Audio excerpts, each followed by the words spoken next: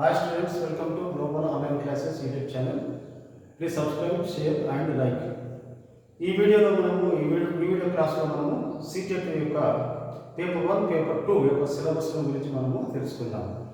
Paper 1 అంటే paper 1, paper 2 అనేది ఈ యొక్క సీటెట్లో ఉంటుంది. మరి ఈ సీటెట్లో పేపర్ 1లో ఏమేమి ఉంటాయి, సబ్జెక్ట్స్ లేదా కాంటెంట్ వాటినే మనము సిలబస్ అంటాము. ఈ సిలబస్ ఏంటో మనము ఈరోజు తెలుసుకుందాం. మొట్టమొదటిసారిగా మనము సబ్జెక్ట్స్ ఏమేమి సబ్జెక్ట్స్ ఉన్నాయనేది మనం తెలుసుకుందాం. Child development and pedagogy.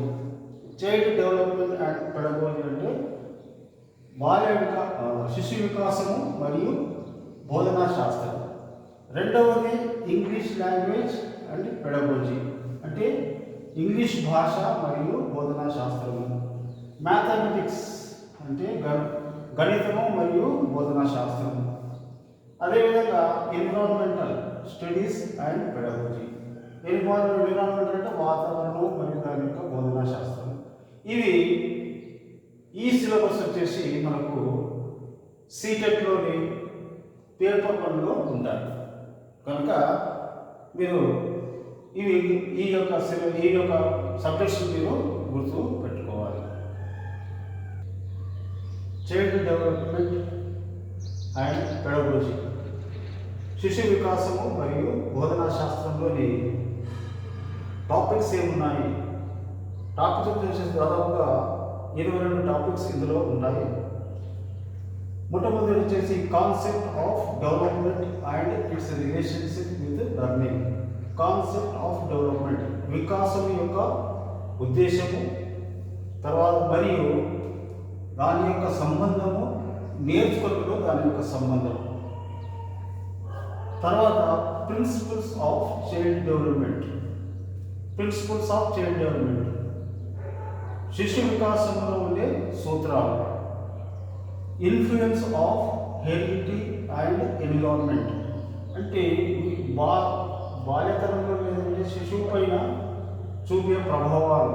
ఒకటి హెరిడిటీ అంటే వంశపారపర్యము, రెండవది వాతావరణం. తర్వాత సోషలైజేషన్ ప్రాసెస్ అంటే సోషలైజేషన్ సమాజంలో ఏ విధంగా ఉండాలి ఆ యొక్క విధానం. తర్వాత ఇక్కడ కొంతమంది ఏదైతే బోధనా శాస్త్రవేత్తలు ఉన్నారో వాళ్ళ యొక్క పేర్లు, వాళ్ళు కన్స్ట్రక్ట్స్, తర్వాత క్రిటికల్ పర్స్పెక్టివ్స్ ఏవైతే వాళ్ళు ఇచ్చారో దాని గురించి కూడా మనము నేర్చుకోవాల్సి ఉంటుంది. తర్వాత concepts of child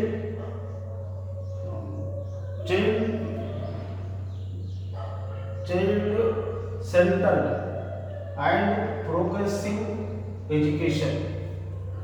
concepts of child centred అంటే బాల్యం యొక్క కేంద్రీకృతమైన విషయము, ఉద్దేశము. తర్వాత ప్రోగ్రెసివ్ ఎడ్యుకేషన్ అంటే విద్యలో అభివృద్ధి అనేది ఒక టాపిక్ ఉంటుంది. తర్వాత కన్స్ట్రక్షన్ ఆఫ్ ఇంటెలిజెన్స్ అంటే శిశువు యొక్క తెలివిని ఏ విధంగా మనము అభివృద్ధి పరచాలి. Multi dimensional intelligence. Multi dimension అంటే అనేకమైన విధాలుగా శిశువు యొక్క జ్ఞానాన్ని ఏ విధంగా అభివృద్ధి పరచాలి. నెక్స్ట్ మనము చూసినట్లయితే ఇక్కడ లాంగ్వేజ్ అండ్ థాట్ అంటే భాష మరియు దాని గురించిన తలంపు లేదా ఆలోచన. Next gender issues in social construct. Gender issues అంటే లింగ భేదానికి లేదా లింగములకు సంబంధించిన సాంఘిక కన్స్ట్రక్ట్ నిర్మాణం. Individual differences among learners. ఎవరైతే నేర్చుకుంటారో ఆ నేర్చుకున్న వారిలో ఉండే భేదాలు, నేర్చుకునే వారిలో ఉండే భేదాలు. వాళ్ళు అంటే ఒక్కొక్కరికి ఒక్కొక్క రకమైన నేర్చుకునే పద్ధతులు ఉంటాయి. తర్వాత ఎవాల్యుయేషన్ ఆఫ్ లెర్నింగ్ అంటే నేర్చుకున్న విధానాన్ని మనము ఏ విధంగా నేర్చుకోవాలి దాని గురించి తెలియజేయడం. తర్వాత ఎవాల్యుయేషన్ ఆఫ్ అచీవ్మెంట్, అంటే ఏదైతే సాధిస్తారో ఆ సాధించిన దాన్ని బయట పెట్టడము. తర్వాత ఫార్మేషన్ ఆఫ్ క్వశ్చన్స్, అంటే ప్రశ్నలను ఏ విధంగా ప్రశ్నలను నిర్మాణించాలి, ఏ విధంగా ప్రశ్నలు తయారు చేయాలి. తర్వాత ఇంక్లూజివ్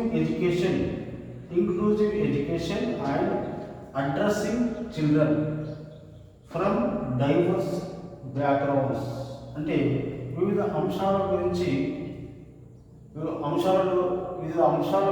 మరి విద్యా బోధనలో కూడా వాటన్నిటిని కూడా మనము సమకూర్చి విద్యార్థులకు తెలియజేయాలి.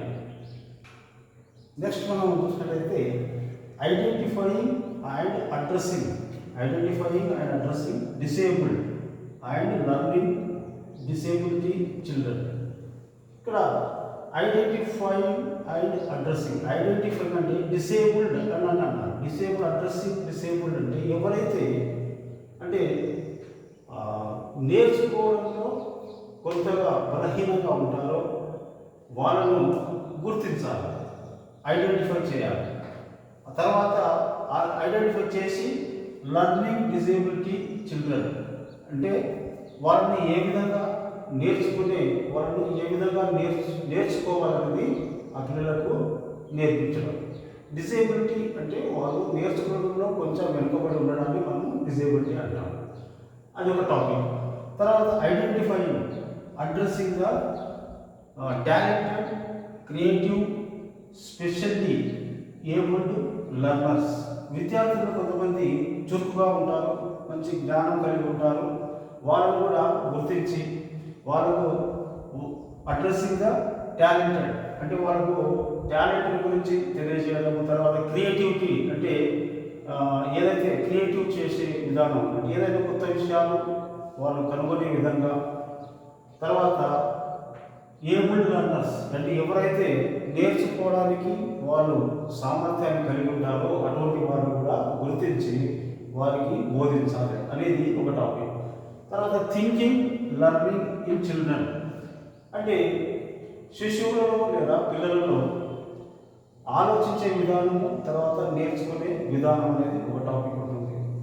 Basic process of teaching and learning అంటే బేసిక్ ప్రాసెస్ ఆఫ్ టీచింగ్, ఎవరైతే టీచ్ చేస్తారో వాళ్ళు, ఎవరైతే ప్రొఫెషనల్స్ ఉంటారో వాళ్ళు బేసిక్ ప్రాసెస్ ఆఫ్ టీచింగ్ని ఏ విధంగా చేయాలి అని బేసిక్ అనేది. తర్వాత లెర్నింగ్ అంటే ఏ విధంగా టీచ్ చేయాలి అనేది అది ఒక నేర్చుకోవడము అనేది కూడా ఒక టాపిక్ అందులో ఉంటుంది.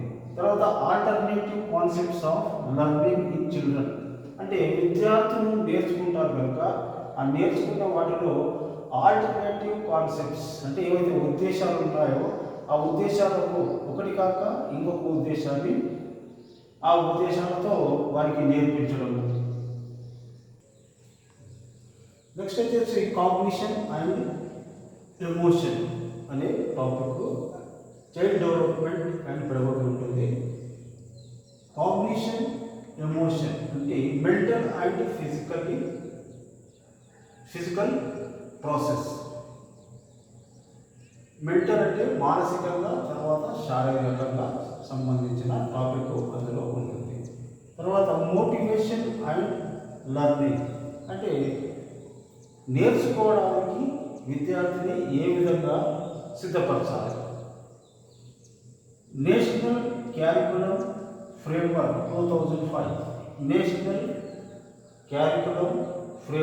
2005 అంటే జాతీయ బోధనా విధానము యొక్క కార్యక్రమం 2005.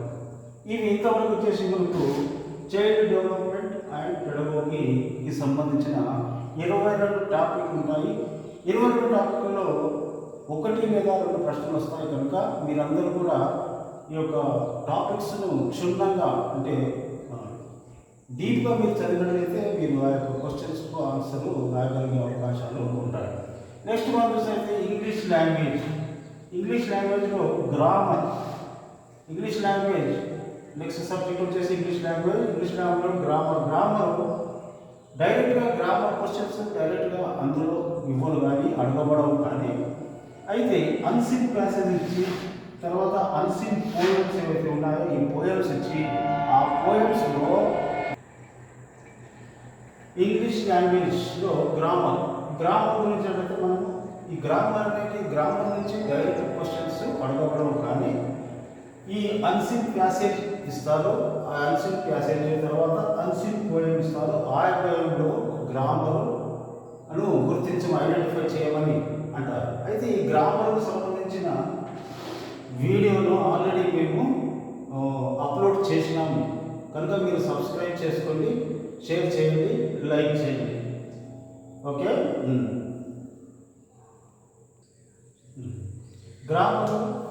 గ్రామర్లో ఉండే టాపిక్స్ ఏంటివి అంటే అన్సిన్ ప్యాసేజ్ తర్వాత అన్సిన్ పోయంలో వాళ్ళు డైరెక్ట్గా కాకుండా కూడా ఇండైరెక్ట్గా అడిగే అవకాశం ఉంది. అంటే గ్రామర్ నుంచి ఈ యొక్క సీటెట్ కొరకు ఏం అడుగుతారంటే పార్ట్స్ ఆఫ్ స్పీచ్ నుంచి అడుగుతారు, గుర్తించమని అడుగుతారు. యూజెస్ ఆఫ్ డిఫరెంట్ టెన్స్ గురించి అడుగుతారు. తర్వాత యాక్టివ్ అండ్ ప్యాసివ్ వాయిస్ అడుగుతారు. వెకాబులరీ గురించి అడుగుతారు. సినోనిమ్ గురించి అడుగుతారు. ఫ్రేజల్ వర్బ్స్ గురించి అడుగుతారు. ఫిగర్ ఆఫ్ స్పీచ్, తర్వాత వన్ వర్డ్ సబ్స్టిట్యూషన్. ఈ విధంగా గ్రామర్ గురించి సీటెట్లో అడుగుతారు. ఇది ఆల్రెడీ ఇంతకుముందు వీడియోలో మేము పార్ట్స్ ఆఫ్ స్పీచ్ గురించి ఒక వీడియోను తయారు చేసి అప్లోడ్ చేశాం కనుక ఆ వీడియో మీరు చూసినట్లయితే ఈ గ్రామర్ గురించి మీకు స్పష్టంగా తెలుస్తుంది కనుక సబ్స్క్రైబ్ చేయండి, లైక్ చేయండి, షేర్ చేయండి. ఇంగ్లీష్ లాంగ్వేజ్ పెడగొజులోని మనం టాపిక్స్ ఏవైతే ఆ టాపిక్స్ గురించి తెలుసుకుందాం. పెడగోజీలో బోధన శాస్త్రంలోని ఉండే టాపిక్స్ ఏంటి? లర్నింగ్ అండ్ అక్విజిషన్ అంటే నేర్చుకోవడం తర్వాత గ్రహించడము. ప్రిన్సిపల్స్ ఆఫ్ లాంగ్వేజ్ టీచింగ్ అంటే లాంగ్వేజ్ టీచింగ్ భాష బోధన యొక్క సూత్రాలు, ఆ యొక్క టాపిక్ ఉంటుంది. Role of listening and speaking, functions of language. Role of listening అంటే వినడము, తర్వాత మాట్లాడడము, తర్వాత ఫంక్షన్స్ ఆఫ్ లాంగ్వేజ్ అంటే భాష యొక్క పలు విధులు, తర్వాత challenges of teaching language in advisers classroom అంటే సలహాదారులు ఎవరైతే ఉన్నారో ఆ సలహాదారుల యొక్క క్లాస్ రూమ్లో అని ఛాలెంజ్ చేసి టీచింగ్ చేయడం, భాషను టీచింగ్ చేయడం. లాంగ్వేజ్ స్కిల్స్ అంటే బోధన నైపుణ్యత. తర్వాత evaluation of comprehension and language skills. Evaluation of comprehension అంటే చదివి అర్థము చేసుకునే విధానము. తర్వాత లాంగ్వేజ్ స్కిల్స్ అంటే భాష యొక్క నైపుణ్యత. నెక్స్ట్ వచ్చేసి role of grammar in learning and language in learning అంటే గ్రామర్ వ్యాకరణం యొక్క పాత్ర నేర్చుకోవడంలో, భాష నేర్చుకోవడంలో గ్రామర్ లేదా వ్యాకరణం యొక్క పాత్ర అనే టాపిక్ కూడా అందులో ఉంటుంది. తర్వాత టీచింగ్ లర్నింగ్ మెటీరియల్స్ అంటే టీచింగ్ బోధించడము, తర్వాత నేర్చుకోవడానికి ఉపయోగించే సామాగ్రి, ఆ యొక్క టాపిక్ కూడా ఉంటుంది. తర్వాత remedial teaching, it is a very important topic. అంటే మీడియల్ మెజర్స్ అంటే ప్రొవైడింగ్ మీడియల్ మెజర్స్ అంటే ఏవైతే టీచింగ్ కావాల్సి ఉంటాయో ఆ యొక్క సామాగ్రిని, తర్వాత పరికరాలను సమకూర్చడం అనే టాపిక్ కూడా ఈ యొక్క సబ్జెక్టులో ఉంటాయి. సీటెట్లోని నెక్స్ట్ సబ్జెక్ట్ ఏదంటే మ్యాథమెటిక్స్ అండ్ పెడగోజీ. మ్యాథమెటిక్స్ అంటే గణిత శాస్త్రము మరియు బోధన శాస్త్రం. మ్యాథమెటిక్స్లో గణిత శాస్త్రంలో ఉండే టాపిక్స్ ఏంటంటే నంబర్ సిస్టమ్ అంటే అంకెల విధానం, ఎల్సిఎం అండ్ హెచ్సిఎఫ్ తర్వాత మెజర్మెంట్ సిస్టమ్ అంటే కొలత కొలత విధానం లేదా కొలత పద్ధతి లేదంటే ప్రామాణిక పద్ధతి. Geometry and data handling and patterns, ఇవి మ్యాథమెటిక్స్ సంబంధించిన టాపిక్స్. ఇవి మీరు చదివి నేర్చుకోవాలి. తర్వాత పెడగోజీ నుంచి ఈ సబ్జెక్ట్స్ ఉన్నాయి. Nature of mathematics, place of mathematics, తర్వాత లాంగ్వేజ్ ఆఫ్ మ్యాథమెటిక్స్, తర్వాత community mathematics, evaluation, problems of teaching in mathematics, error analysis, diagnostic and remedial teaching. ఇవన్నీ కూడా ఈ టాపిక్స్ అన్నీ కూడా మ్యాథమెటిక్స్ అండ్ పెడగోజీ సబ్జెక్టులో ఉంటాయి. ఇవన్నీ కూడా మీరు చదివి నేర్చుకోవాలి. నెక్స్ట్ సబ్జెక్టు ఏంటంటే environmental studies and pedagogy. Environmental studies and pedagogy is the next subject. Environmental అంటే వాతావరణం లేదా పరిసర ప్రాంతాలు. తర్వాత పెడగోజీ ఇస్ ద బోధనా శాస్త్రం. ఈ ఎన్విరాన్మెంటల్ స్టడీస్లో ఈ టాపిక్స్ ఉంటాయి. ఏ topics? Family and friend, plants and animals, food and nutrition, water, తర్వాత షెల్టర్, ట్రావెల్, తర్వాత బయోడైవర్సిటీ. ఇవి వచ్చేసి ఎన్విరాన్మెంటల్ స్టడీస్ యొక్క టాపిక్స్. తర్వాత పెడగోజీకి సంబంధించిన టాపిక్స్ ఏమంటే concept of fundamental studies, learning principles, scope and relations to science and social science, approaches, methods of concepts, activity and experimentation, తర్వాత discussion. Next వచ్చేసి టీచింగ్ ఎయిడ్స్, మెటీరియల్స్. నెక్స్ట్ వచ్చేసి problems of environmental studies teaching. These are the topics. అంటే ఇవి topics ఈ యొక్క subject ఏదైతే environmental studies and pedagogy సబ్జెక్ట్లో ఈ యొక్క టాపిక్స్ ఉంటాయి. మీరందరూ ఇవన్నీ కూడా అంటే ఆ టాపిక్స్ ఏ టాపిక్స్లో వస్తాయి కనుక మనకు తెలియదు కనుక అన్నీ కూడా 4 సబ్జెక్ట్స్ చదవాల్సి చదివినట్లయితే మరి ఏ టాపిక్ నుంచి 1-2 క్వశ్చన్స్ మాత్రం వస్తాయి. జ్ఞాపకం పెట్టుకొని మీరు ఇవన్నీ కూడా చదవాలని తెలియజేస్తూ ఉంటున్నాను. Thank you for watching this video. మరి you subscribe, share and like. Okay.